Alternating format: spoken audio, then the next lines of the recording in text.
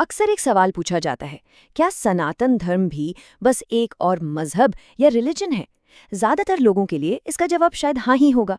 लेकिन क्या हो अगर ये जवाब ही एक बहुत बड़ी लिंग्विस्टिक और फिलोसॉफिकल यानी भाषाई और दार्शनिक भूल पर टिका हो? तो चलिए आज इसी उलझन को सुलझाने की कोशिश करते हैं और ये समझते हैं कि सनातन धर्म असल में है क्या। आज की हमारी बातचीत इन हिस्सों में बंटी होगी। हम एक मामूली सी लगने वाली अनुवाद की समस्या से शुरू करेंगे, फिर धर्म को एक कॉस्मिक ऑपरेटिंग सिस्टम की तरह देखेंगे।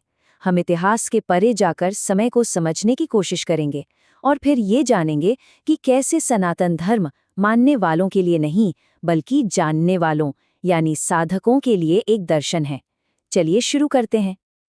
तो सवाल ये है कि ये सारी गलतफहमी आखिर शुरू कहाँ से होती है। यकीन मानिए इसकी जड़ एक बहुत ही बुनियादी चीज में है, ट्रांसलेशन यानी अनुवाद। हम जिस शब्द रिलीजन का इस्तेमाल करते हैं ना, उसका अपना एक इतिहास है और वही इतिहास हमारी समझ पर एक पर्दा डाल देता है। देखिए, सारा फर्क इन शब्दों की जड़ों में ही छिपा है। रिलीजन शब्द आता है लैटिन के रेलिगारे से, जिसका मतलब होता है बांधना। एक ऐसा सिस्टम जो लोगों को किसी एक विश्वास, एक किताब या एक पैगंबर से बांधता है। वहीं दूसरी तरफ है धर्म, जो संस्कृत की धातु धृ से बना है। इसका मतलब है धारण करना या संभालना। ये बांधता नहीं, ये तो वो नियम है जो पूरे ब्रह्मांड को संभाले हुए हैं। ठीक वैसे ही जैसे गुरुत्वाकर्षण।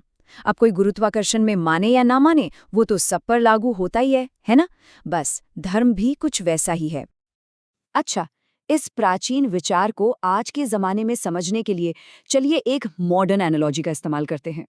ये एनालॉजी इस पूरे कॉन्सेप्ट को एक नए नज़रिए से देखने में हमारी मदद करेगी। जरा सोचकर देखिए, मान लीजिए कि दुनिया के जितने भी मजहब हैं वो सब सॉफ्टवेयर ऐप्स की तरह हैं, जिन्हें इतिहास में अलग-अलग समय पर इंस्टॉल किया गया। तो सनातन धर्म वो इस ब्रह्मांड का ऑपरेटिंग सिस्टम है। ये कोई ऐप नहीं है जिसे किसी ने चुना हो। ये तो वो फाउंडेशनल कोड है जिस पर सब कुछ, पूरा का पूरा ब्रह्मांड चलता है। ये इंसानों से पहले भी था और हमारे बाद भी रहेगा।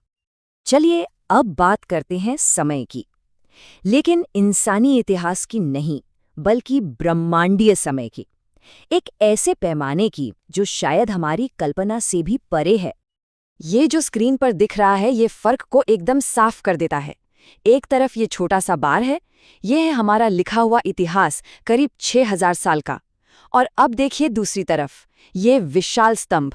ये सिर्फ बड़ा नहीं है, ये एक पूरी तरह से अलग ही स्केल है। खरबों सालों का एक कभी न खत्म होने वाला चक्र। 311.04 खरब साल।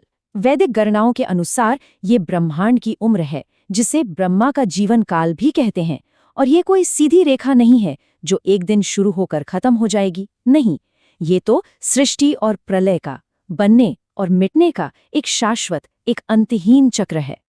तो ये जो नियम है, ये जो ऑपरेटिंग सिस्टम का कोड है, ये लिखा कहाँ है? इसका जवाब है वेदों में। पर रुकिए, वेदों को किसी धर्म की किताब समझना एक और बड़ी भूल होगी। ये डिवाइन कमांडमेंट्स यानी ईश्वरीय आदेश नहीं हैं, बल्कि ये तो रियलिटी के मैनुअल्स हैं, एक तरह से विज्ञान की किताबें। इस कॉन्सेप्ट को श्रुति कहते हैं, मतलब जो सुना गया। ये समझना बहुत जरूरी है। इसका मतलब ये हुआ कि प्राचीन ऋषि कोई लेखक नहीं थे, वे तो डिस्कवरर्स थे, वैज्ञानिक थे। ठीक वैसे ही जैसे न्यूटन ने ग्रेविटी बनाई नहीं, बस उसे खोज निकाला, वैसे ही ऋषियों ने गहरी ध्यान की अवस्था में ब्रह्मांड के इन नियमों को सुना और उन्हें मंत्रों के रूप में हमारे सामने रख दिया। और ये चारों वेद मिलकर एक मुकम्मल ज्ञान का सिस्टम बनाते हैं। ऋग्वेद हो गया थ्योरी कि ये ब्रह्मांड काम कैसे करता है। यजुर्वेद है प्रैक्टिकल, उस थ्योरी को एक्शन में कैसे लाएं। सामवेद है रिदम, इसमें संगीत और ध्वनि जुड़ जाती है। और अथर्ववेद, ये इन सब चीज़ों का एप्लीकेशन है हमारी डे टू डे लाइफ में, जैसे मेडिसिन या इकोनॉमिक्स। अब एक बहुत ज़रूरी बात, अक्सर लोग बाद के दौर में आई सामाजिक कुरीतियों को मूल दर्शन से जोड़ देते हैं। तो चलिए देखते हैं कि कोर फिलॉसफी में स्त्री तत्व यानी शक्ति का क्या स्थान है। अर्धनारीश्वर का कॉन्सेप्ट इसे बहुत खूबसूरती से समझाता है। शिव यानी चेतना और शक्ति यानी ऊर्जा दोनों एक दूसरे के बिना अधूरे हैं। बल्कि ये कहना चाहिए कि शक्ति के बिना शिव तो शव हैं।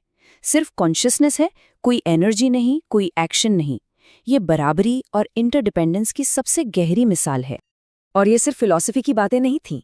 ऋग्वेद में गार्गी और मैत्रेय जैसी लगभग 30 महिलाएं ऋषिकाओं के नाम मिलते हैं। सोचिए, महिलाएं जिन्होंने वैदिक मंत्रों को सुना या रिवील किया। इतना ही नहीं, वैदिक रिचुअल्स में पत्नी को सहधर्मिणी कहा जाता है, मतलब धर्म के पथ पर बराबर की पार्टनर। उनके बिना कोई भी यज्ञ अधूरा माना जाता है। तो आखिर इन सब बातों का मतलब क्या निकलता है? इसका निचोड़ ये है कि सनातन धर्म कोई बिलीफ सिस्टम नहीं है जिसे आंख बंद करके मान लिया जाए, बल्कि ये तो पर्सनल इंक्वायरी के लिए, खुद की खोज के लिए एक ओपन सोर्स फ्रेमवर्क जैसा है। ये मानने को नहीं बल्कि जानने को कहता है। इसका मकसद ब्लाइंड फेथ नहीं, बल्कि सवाल पूछने, प्रयोग करने और सच को खुद एक्सपीरियंस करने का एक सफ़र है। ये जिज्ञासा यानी जानने की जो गहरी इच्छा है, उसे बढ़ावा देता है। ये विश्वास से अनुभूति तक का एक सफ़र है। और इस सफ़र का सबसे खूबसूरत पहलू क्या है? ऋग्वेद का नासदीय सूक्त, जो सृष्टि की रचना पर कोई पक्का जवाब नहीं देता, बल्कि ये एक गहरे सवाल पर जाकर रुक जाता है। ये दुनिया कहाँ से आई? कौन है जो सच में जानता है? जो सबसे ऊंचे आकाश में बैठा इसका अध्यक्ष है, शायद वो जानता हो, या शायद वो भी नहीं जानता। और यही इंटेलेक्चुअल ह्यूमिलिटी, यही विनम्रता और सच की कभी ना खत्म होने वाली खोज, शायद यही सनातन धर्म का असली सार है।